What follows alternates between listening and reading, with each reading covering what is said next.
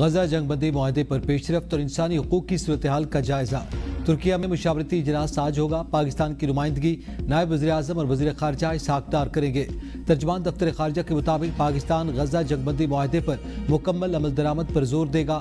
مقبوضہ فلسطینی علاقوں خصوصاً غزہ سے مکمل اسرائیلی فوج کے انخلاء کا مطالبہ بھی کیا جائے گا۔ ترک وزیر خارجہ اجلاس میں اسرائیل کی جنگ بندی سے فرار کے لیے بہانوں کی کوششوں اور حالیہ جارحیت کو اجاگر کریں گے۔ اجلاس میں 8 عرب اور مسلم ممالک کے وزراء خارجہ شرکت کر رہے ہیں، جن میں ترکیہ سمیت پاکستان، سعودی عرب، قطر، مصر، اردن، انڈونیشیا اور UAE شامل ہیں۔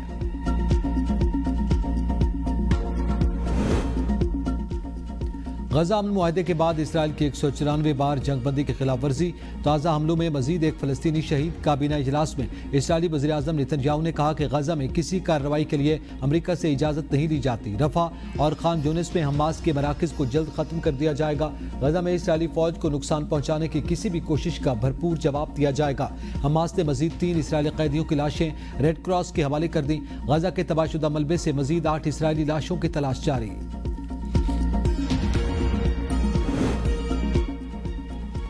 حماس کی جانب سے 3 جرگبالیوں کی لاشیں واپس کرنے پر ٹرمپ خوش۔ میڈیا سے گفتگو میں کہا، میں نے دنیا بھر میں 8 جنگیں رکوائیں۔ نائجیریا میں مسیحیوں کو ہلاکت پر امریکی زمینی فوج یا فضائی حملے ممکن ہیں۔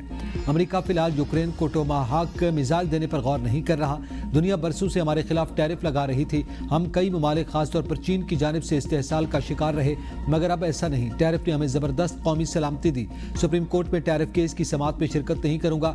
ٹرمپ نے جیفری ایپسٹین اسکینڈل کے معاملے پر شہزادہ اینڈریو کے ساتھ ہونے والے سلوک کو افسوسناک قرار دیا۔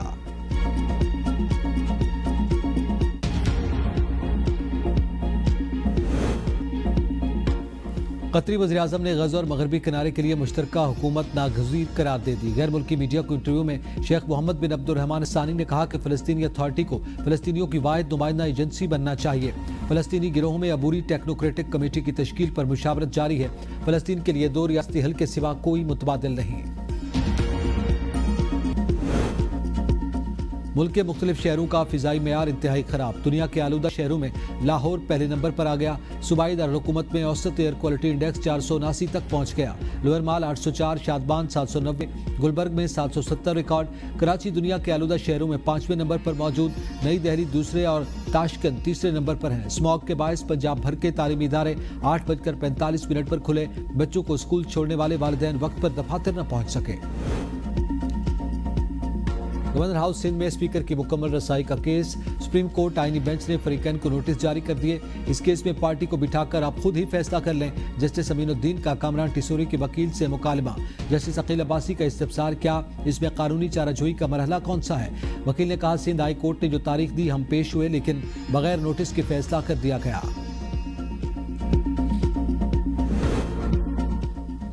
Audio leak case justice Babar Sattar کی عدالت سے جسٹس اعظم خان کی عدالت کو منتقل۔ اسلام آباد ہائی کورٹ کے جسٹس اعظم خان کل سماعت کریں گے۔ سپریم کورٹ نے آڈیو لیکس کیس کے خلاف حکم امتناع جاری کیا تھا۔ بشرا بی بی اور سابق چیف جسٹس ثاقب نثار کے بیٹے نجم الثاقب نے درخواستیں دائر کر رکھی ہیں۔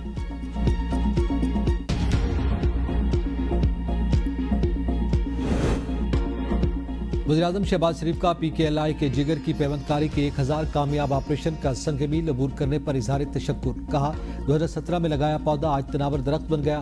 40 لاکھ مریض مستفید ہو چکے۔ ماضی میں PKLI کو تباہ کرنے کی مذموم سازشیں ہوتی رہیں، جس کے بورڈ آف گورنرز کو ختم کر کے ادارے کو غیر فعال کر دیا گیا۔ وزیراعلیٰ مریم نواز نے بھرپور محنت سے ادارے کو بحال کیا، جو قابل ستائش ہے۔ PKLI میں 80% مریضوں کا عالمی معیار کے مطابق مفت علاج ہوتا ہے۔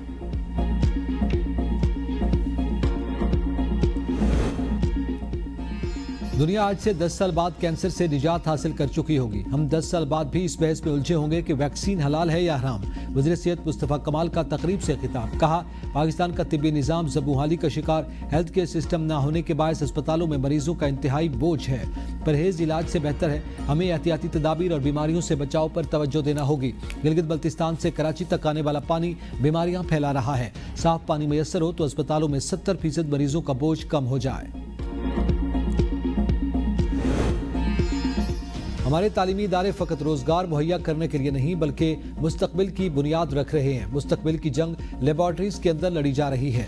नई इजादात होनी चाहिए ताकि हम दुनिया के साथ मुकाबला कर सकें। वज़ीर मनसूबाबंदी एहसन इकबाल का कराची में तकरीब से खिताब। कहा, साइंस और टेक्नोलॉजी में हम सबसे पीछे हैं। हमें शेक्सपियर का मालूम होगा लेकिन अपने हीरोज़ का नहीं। दुआ है कि कराची अपनी पुरानी अज़मत बहाल करे।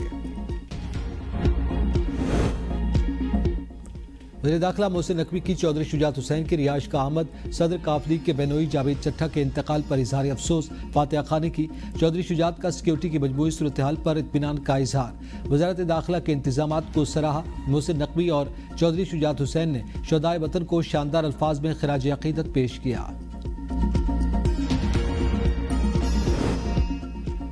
जामिया कश्मीर में तलबा तालीमी सहूलियात के फुकदान, ट्रांसपोर्ट और इंतजामी मसाइल के खिलाफ सरापा एहतजाज। चला कैंपस का मरकजी दरवाज़ा एहतजाजन बंद। यूनिवर्सिटी इंतजामिया के खिलाफ शदीद नारेबाजी। एहतजाज के बायस चला कैंपस में तदरीसी सरगर्मियाँ मुअत्तल। तलबा का मुतालबात तस्लीम न होने पर एहतजाज का दायरा वसी करने का ऐलान। अमेरिका की धमकी मुस्तरद। ईरान का तबाहशुदा जौहरी तंसीबात को दोबारा तामीर करने का ऐलान। ईरानी सदर मसूद पेज़ेश्कियान का तेहरान में एटमी तवानाई इदारे का दौरा। कहा, एटमी तंसीबात को पहले से मजबूती के साथ दोबारा तामीर करेंगे। हमारे साइंसदानों के पास अब भी ज़रूरी इल्म हुनर मौजूद है। इमारतों और कारखानों को तबाह किया जाना हमारे लिए मसला नहीं। ईरान जौहरी हथियार तैयार करना नहीं चाहता। हमारी जौहरी सरगर्मियाँ पुरअमन मकासद के लिए हैं। ईरानी सुप्रीम लीडर एटम बम के खिलाफ फतवा दे चुके हैं। सदर ट्रंप ने खबरदार किया था कि अगर ईरान एटमी तंसीबात दोबारा फाल करने की कोशिश करेगा तो उसे फिर तबाह कर देंगे। अमरीकी वज़ीर तवानाई क्रिस राइट कहते हैं कि अमरीका फिलहाल जौहरी धमाकों के तजर्बात की मनसूबाबंदी नहीं कर रहा। जौहरी हथियारों के तजर्बात धमाकों से मुश्तमिल नहीं होंगे। ये तजर्बात सिस्टम टेस्ट में हैं ताकि ये यकीनी बनाया जाए कि एटमी हथियार सही काम कर रहे हैं या नहीं। चीनी सदर से मुलाकात के बाद सदर ट्रंप ने अमरीकी फौज को एटमी धमाके शुरू करने का हुक्म दिया था। इटली में बर्फानी तोदे की जद में आकर 5 जर्मन कोहपैमा हलाक। लाशें निकाल ली गईं। अफसोसनाक वाकया इटली के सूबे जनूबी टायरोल में पेश आया।